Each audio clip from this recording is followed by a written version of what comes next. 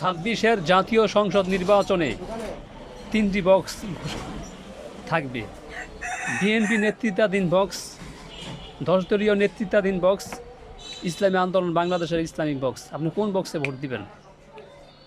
যে ন্যায়ের পক্ষে আছে, যার ভিতরে ইমান আমল আছে, আমি তাকেই ভোট দিব। যা শরিয়ার পক্ষে কাজ করবে আমি তাকেই ভোট দেব।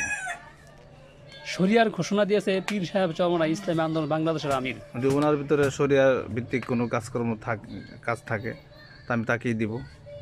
আপনি আগে কাকে ভোট দিয়েছেন? আমি আগে যাকেই দিছি, কিন্তু এখন যার ভিতরে শরিয়া ভিত্তিক কাজ হবে যার দ্বারা, আমি তাকেই ভোট দেব। সরাসরি বলেন, সবাই শুনুক। ইসলামী আন্দোলন যদি তার ভিতর শরিয়া ভিত্তিক কিছু থাকে তা আমি তাকেই ভোট দেব। কিন্তু ঘোষণা দিয়েছেন ইশতিহারে তিনি ক্ষমতায় গেলে শরিয়া ভিত্তিক রাষ্ট্র পরিচালনা করবেন। তাহলে আমি তাকেই ভোট দেব। তিনি পাশ করলে আপনি কি খুশি? ইনশাআল্লাহ। মাশাআল্লাহ।